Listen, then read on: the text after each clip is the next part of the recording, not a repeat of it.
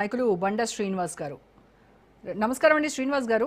ఇవాళ మొత్తం అందరూ మనకి గెస్ట్లందరూ కూడా శ్రీనివాస్ గారులే. బీజేపీ నుంచి అల్జాపూర్ శ్రీనివాస్ గారు, కాంగ్రెస్ నుంచి శ్రీనివాసరావు గారు, బీఆర్ఎస్ నుంచి కూడా శ్రీనివాస్ గారే.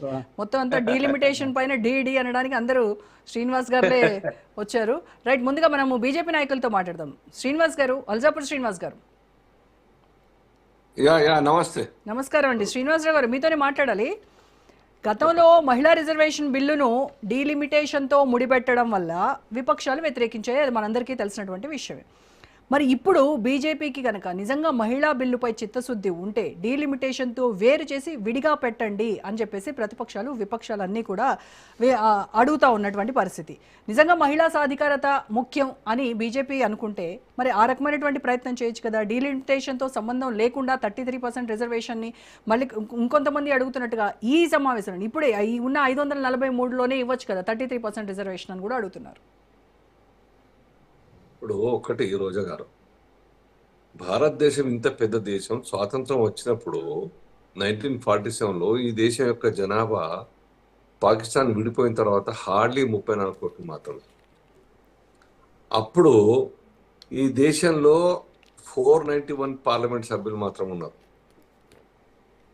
ఇప్పుడు జనాభా 147 కోట్ల మంది, అంటే 4 times కన్నా ఆల్మోస్ట్ ఆల్ 3.5 times. మరి పార్లమెంట్ సభ్యులు ఎంతమంది అయ్యారు? 543, 542. అంటే ఇది బాధ్యత కదా ఒక పొలిటికల్ పార్టీగా. ఈ దేశంలోని ప్రజలకు ప్రజాప్రాతినిధ్యం ద్వారా సేవలు అందించాల్సిన బాధ్యత ప్రభుత్వానికి.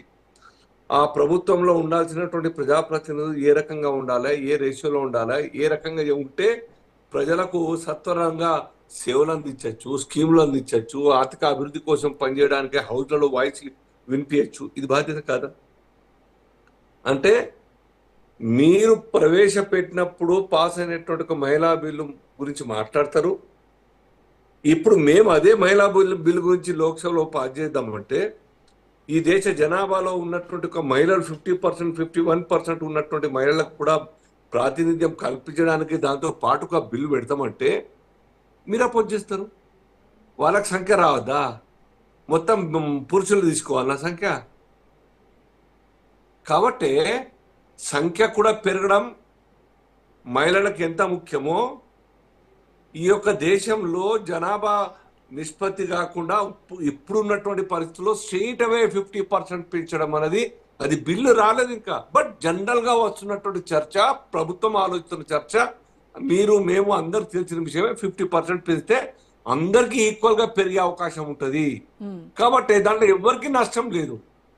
పైపెచ్చు మన ప్రాంతాల్లో ఎంపీల సంఖ్య పెరుగుతుంది, ప్రజలకు అందుబాటులో ఉండేటువంటి అవకాశం ఉంటుంది, పార్లమెంట్ స్థానం యొక్క ఆఫీస్ ఉంటుంది, వారి యొక్క కోటాలో నిధులు ఉంటాయి, వారి గురించి మాట్లాడడానికి హౌస్లో వాయిస్ ఉంటుంది. కాబట్టి ఇది కేవలం మనం మాత్రమే కాదు రోజా గారు. చైనా ఉదాహరణ తీసుకోండి.